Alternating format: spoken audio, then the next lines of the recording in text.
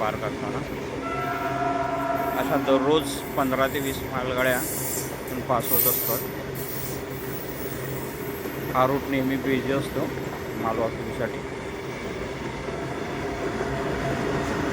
हे मांजरे स्टेशन,